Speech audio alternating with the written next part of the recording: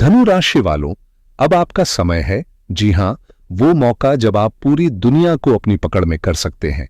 मैं आपसे यही कहना चाहूंगा कि जितनी जल्दी आप इस नई राह पर कदम बढ़ाएंगे, उतनी ही तेजी से आपकी सफलता की कहानी लिखी जाएगी।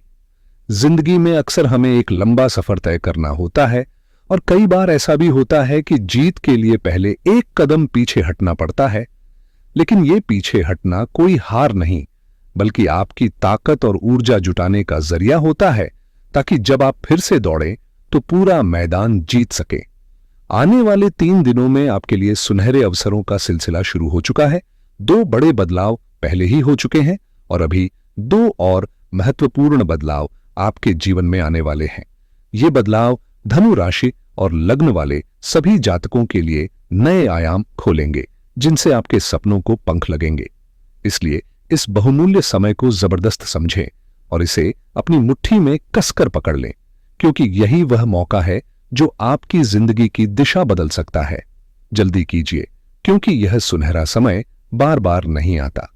कई बार सवाल उठते हैं कि हमें धनु राशि को देखकर फैसला करना चाहिए या अपनी लग्न राशि को आधार मानना चाहिए। यहां मैं एक जरूरी बात साफ कर देना चाहता हूं। आपको दोनों को साथ लेकर ही गोचर का अध्ययन करना चाहिए।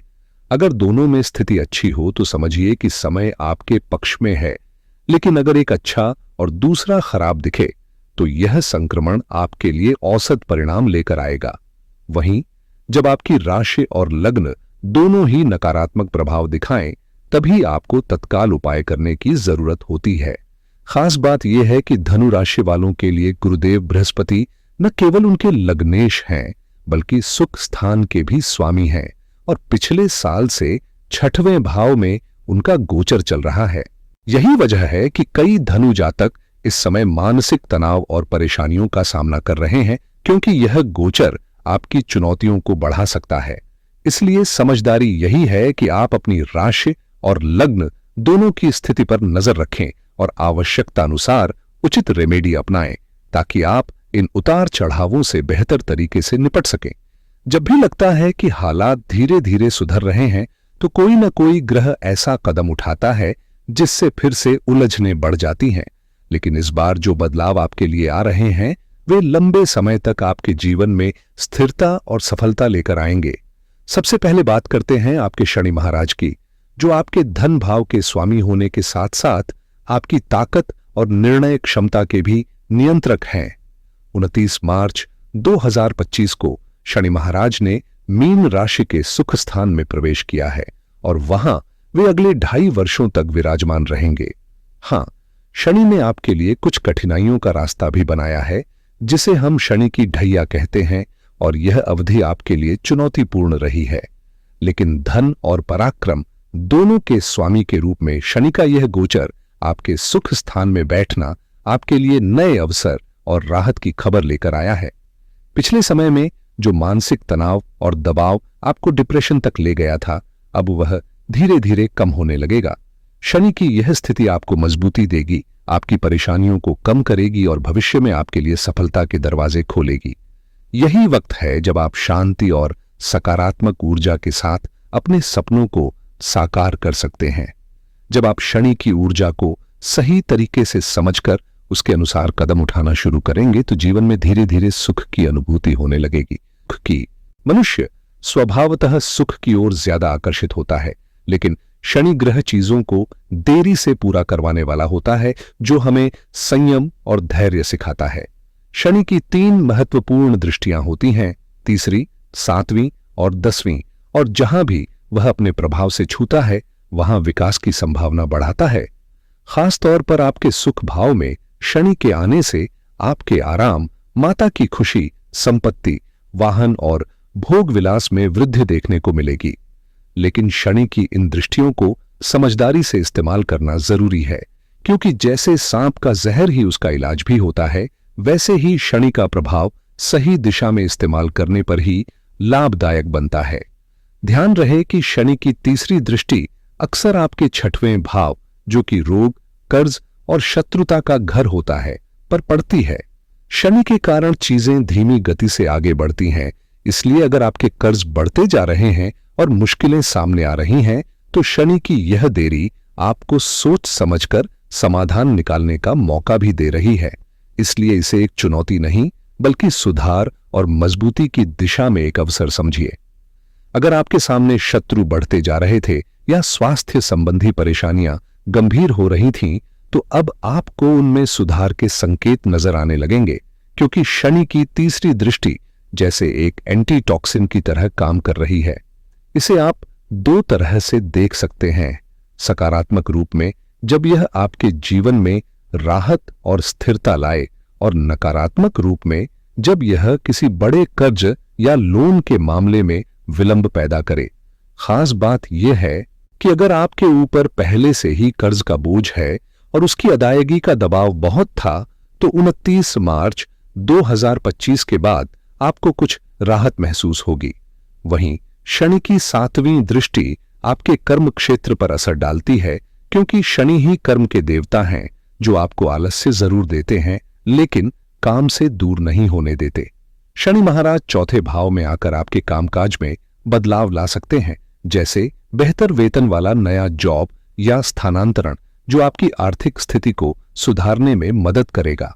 इस बदलाव के साथ साथ कहीं नई जगह पर जाने का मौका भी मिल सकता है, जो आपके करियर में एक नई दिशा दे सकता है। कुल मिलाकर शनि की ये चालें भले ही चुनौतीपूर्ण लगें, लेकिन वे आपके लिए नए अवसरों और सुधार की राह खोल रही हैं। मैं आपको इसलिए बता रहा हूं कि शनि अब आपके सुख भाव में विराजमान है, और इसका मतलब है कि वे आपको आलस्य जरूर देते हैं लेकिन कर्म से दूर नहीं होने देते। शनि की 10वीं दृष्टि सीधे आपके प्रथम भाव यानी स्वयं पर पड़ती है, जहां आप अपने अस्तित्व और स्वभाव के केंद्र में होते हैं। गर्मियों की लंबी दोपहरों में ऐसी के सामने आराम करना तो टेम्पटिंग होता है, लेकिन शनि के प्रभाव में यह आलस भारी पड़ सकता है। अगर आप अपने कर्मों में सुस्ती दिखाएंगे, तो शनि की यह ढैया जो फिलहाल आपके जीवन में चल रही है, कठोरता से आपको चेतावनी देगी और दबाव बनाएगी। इसलिए जरूरी है कि आप लगातार मेहनत करते रहें, तभी यह कठिन दौर जल्दी गुजर जाएगा और आपको पता भी नहीं चलेगा। अब बात करते हैं आपके गुरु महाराज की, जो पिछले समय तक आपके 6वें घर में थे और अब ट्रांजिट करके आपके 7वें भाव में आ गए हैं। प्रकृति ने जो भी आपसे लिया, अब उसे वापस लौटाने का वक्त है, और यह बदलाव आपके जीवन में संतुलन, साझेदारी और न्याय का नया अध्याय खोलने वाला है। ये ग्रह आपके लिए नए अवसरों और सुधारों की शुरुआत लेकर आए हैं, जो आपके भविष्य को उज्जवल बनाने में मदद करेंगे। दोस्तों, अगर आपको यह वीडियो पसंद आए तो कमेंट में जय श्री राम लिखना मत भूलिएगा। इससे हमें भी खुशी होगी और हमें प्रेरणा मिलेगी कि हम आपके लिए ऐसे ही गहराई से विश्लेषण लाते रहें। प्रकृति ने पिछले 10 वर्षों में जो कुछ भी आपसे लिया, अब वही ब्रह्मांड आपको लौटाने को तैयार है। बस फर्क इतना है कि आप कितने तैयार और उत्सुक हैं इसे अपनाने के लिए। आप जितना विश्वास और आत्मा खोलकर उस ऊर्जा को स्वीकार करेंगे, वही आपको मिलेगा। जब गुरु 6वें भाव में होते हैं तो वे स्वाभाविक रूप से कुछ पीड़ा और संघर्ष लेकर आते हैं, इसलिए उस स्थिति में वह आपको पूरा आराम नहीं दे पाते। लेकिन आज की रात जो बृहस्पति का ट्रांजिट आपके 7वें भाव में हुआ है, वह आपके जीवन में दाम्पत्य सुख और साझेदारी में नई चमक लेकर आएगा। सोचिए, जीवन में सबसे ज्यादा तनाव तब होता है जब हम दुनिया की जंगों से लड़कर थककर घर लौटते हैं और वहां हमारे साथ हमारी पत्नी का रूठा हुआ नाखुश चेहरा होता है। ऐसे में रिश्तों में मिठास और समझदारी की जरूरत और भी बढ़ जाती है। इस ट्रांजिट के साथ आपके संबंधों में गहराई आएगी, घर का माहौल सुधरेगा और आपका जीवन आनंद से भर जाएगा। जब जिंदगी के बाहरी संघर्षों से हम लड़ते झगड़ते थक जाते हैं, तो सबसे बड़ी चुनौती होती है घर के अंदर शांति बनाए रखना, क्योंकि घर वो जगह है जहां समझदारी और प्रेम की सबसे ज्यादा जरूरत होती है। अब गुरु बृहस्पति आपके 7वें भाव में प्रवेश कर चुके हैं, जो कि दांपत्य और साझेदारी का कारक है, और यह समय आपके रिश्तों में नई मिठास और गहराई लेकर आएगा। शनि महाराज पहले से ही आपके सुख भाव में हैं और आपके सुख सुविधाओं को बढ़ावा दे रहे हैं।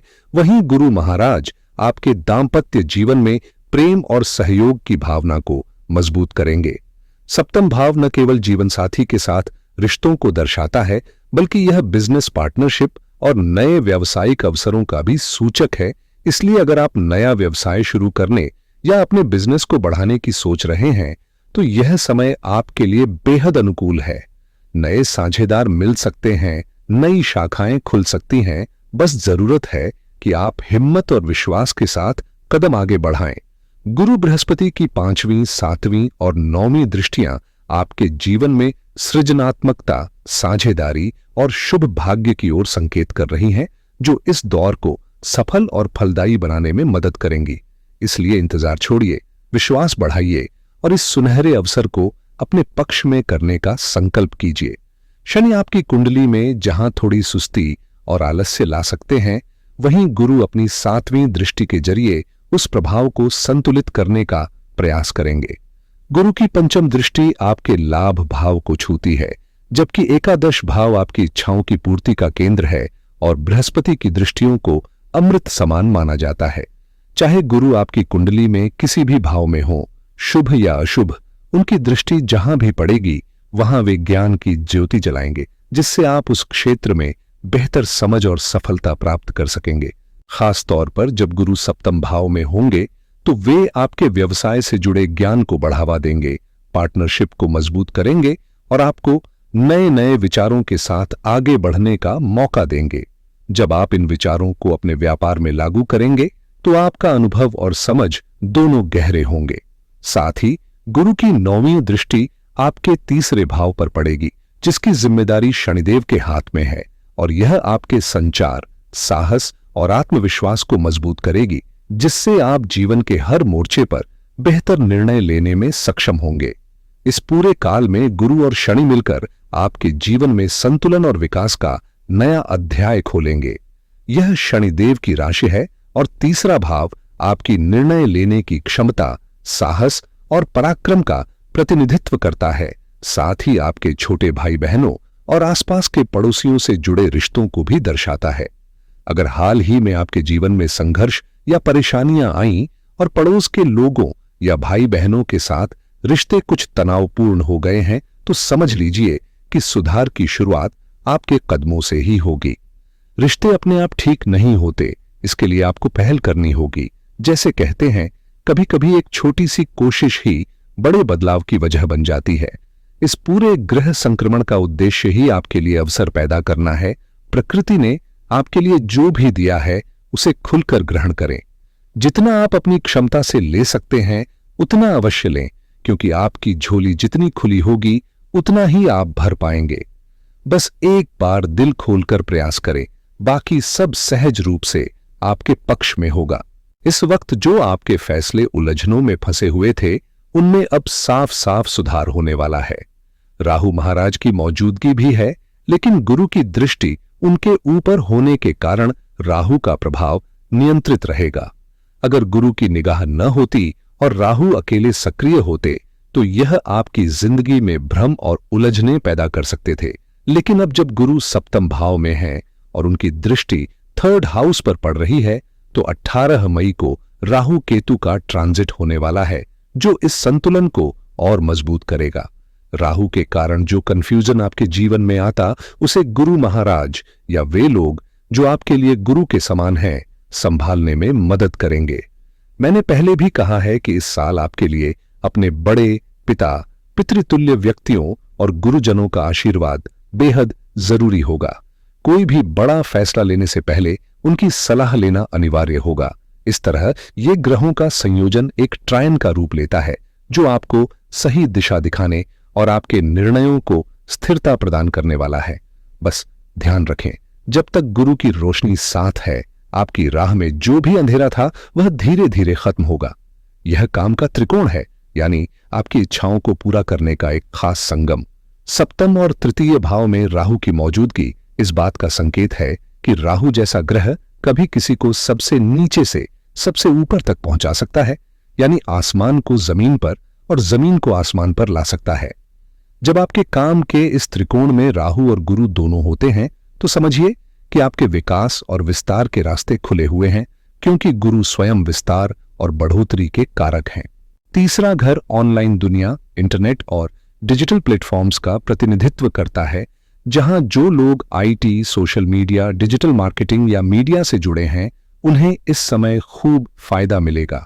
चाहे आप एक सोशल मीडिया इन्फ्लुएंसर हों, न्यूज एंकर हों या किसी भी तरह मीडिया की दुनिया में सक्रिय हों, ये दोनों ग्रह मिलकर अगले 1 साल में आपकी लोकप्रियता और पहचान को नई ऊंचाइयों तक पहुंचाने वाले हैं। यह समय है जब आपको मीडिया और डिजिटल प्लेटफॉर्म्स का पूरा लाभ उठाना चाहिए, क्योंकि यह अवधि आपके करियर और व्यवसाय के लिए सुनहरा अवसर लेकर आई है। सोशल मीडिया और इंटरनेट का अगर समझदारी से उपयोग करें तो आपका व्यवसाय एक नई ऊंचाई छू सकता है, लेकिन इसके साथ एक जरूरी शर्त जुड़ी है जिसे हर हाल में अपनाना होगा। आपको अपने पिता, गुरु और पितृ समान लोगों का आशीर्वाद लेना अनिवार्य होगा, क्योंकि ज्योतिष के अनुसार नवम भाव में बैठे केतु महाराज धर्म के प्रतीक हैं और यह भाव पिता और गुरु का भी होता है। जब केतु यहां विराजमान हो तो यह संकेत होता है कि आपको अध्यात्म और आशीर्वाद के मार्ग पर चलना चाहिए। साथ ही यह समय पिता के स्वास्थ्य को लेकर भी थोड़ी सतर्कता बरतने का है। उनका ख्याल रखना आपकी जिम्मेदारी है। इस परिस्थिति में कुछ उपाय आपकी मदद कर सकते हैं। हर शनिवार से शुरू करते हुए प्रतिदिन ओम प्राम प्रीम प्रोम सह शनैश्चराय नमः मंत्र का 108 बार जाप करें। साथ ही चूंकि गुरु केंद्र भाव के स्वामी बनकर आए हैं, उनका आदर और सेवा आपको आध्यात्मिक व व्यावसायिक दोनों तरह की उन्नति की ओर ले जा सकती है। इस पूरे योग को समझते हुए अगर आप आगे बढ़ते हैं तो सफलता आपके कदम चूमेगी। आज के डिजिटल दौर में सोशल मीडिया और इंटरनेट को जितना बेहतर ढंग से आप अपने व्यवसाय में शामिल करेंगे, उतने ही बड़े अवसर आपके सामने खुलेंगे। लेकिन इस तरक्की की राह एक अहम शर्त से होकर गुजरती है। आपको अपने पिता, गुरु और जीवन में पितृतुल्य लोगों का आशीर्वाद लेना बेहद जरूरी होगा, क्योंकि नवम भाव जो भाग्य, धर्म और गुरु का प्रतीक है, वहां केतु ग्रह का प्रभाव सक्रिय है, जो आत्मा की गहराई और आध्यात्मिकता से जुड़ा होता है। ये ग्रह पिता और गुरु के भाव में स्थित होकर संकेत देते हैं कि आपकी सफलता की कुंजी सिर्फ डिजिटल प्रयास नहीं, बल्कि जीवन के मूल स्तंभों के प्रति आदर और श्रद्धा में भी छिपी है। ऐसे समय में पिताजी के स्वास्थ्य का ध्यान रखें, क्योंकि कुछ अनदेखी तकलीफें उभर सकती हैं। इसे संतुलित करने के लिए एक सरल लेकिन प्रभावशाली उपाय अपनाएं। शनिवार से शुरू करते हुए प्रतिदिन ओम प्राम प्रीम प्रोम सह शनैश्चराय नमः मंत्र का 108 बार जाप करें। साथ ही इस समय गुरुग्रह केंद्र स्थान में होने के कारण उनका मार्गदर्शन और ऊर्जा आपकी यात्रा को मजबूत बना सकते हैं। जब आप तकनीक और परंपरा के इस संतुलन को समझकर आगे बढ़ेंगे तो सिर्फ सफलता नहीं बल्कि स्थायित्व भी आपका साथ देगा। ध्यान रखिए, अगर आप अपनी ऊर्जा और जीवन की दिशा को सकारात्मक बनाना चाहते हैं तो एक छोटा सा लेकिन गहराई से जुड़ा कदम आपको बड़े बदलाव की ओर ले जा सकता है, और वो है नियमित मंत्र जाप। ओम नमः शिवाय या ओम नमो भगवते वासुदेवाय नमः। इन दोनों में से कोई एक मंत्र को अपनाइए और उसे अपनी दिनचर्या का हिस्सा बना लीजिए। अगर विष्णु सहस्त्र नाम का पाठ करना संभव न हो तो कम से कम उसे रोज सुनना शुरू कर दीजिए। इसकी तरंगें भी आपके चित्त में शांति और स्थिरता लाएंगी। अब बात करें राहु की, तो अगर आपकी कुंडली में राहु की स्थिति अनुकूल नहीं है तो घबराइए मत, क्योंकि वर्तमान में गुरु की दृष्टि राहु पर है, और जब गुरु जैसे शुभ ग्रह की नजर होती है तो राहु को भी सकारात्मक दिशा में काम करना पड़ता है। यह समय करीब 1 साल तक बना रहेगा, जब तक गुरु का गोचर पूरा नहीं होता। इसलिए यह बेहतरीन मौका है राहु के दोषों को शांत करने का। हर शनिवार से शुरू करते हुए रोज संध्या समय ओम भ्राम भ्रीम भ्रौंसः राहवे नमः मंत्र का 108 बार जाप करें। इससे न केवल मानसिक संतुलन बढ़ेगा, बल्कि आप इस गोचर की शक्तियों को अपने पक्ष में मोड़ पाएंगे। और अगर यह जानकारी उपयोगी लगी हो तो हमारे चैनल को लाइक करें, शेयर करें और सब्सक्राइब करना न भूलें। मिलते हैं अगले अपडेट में एक नई ऊर्जा के साथ।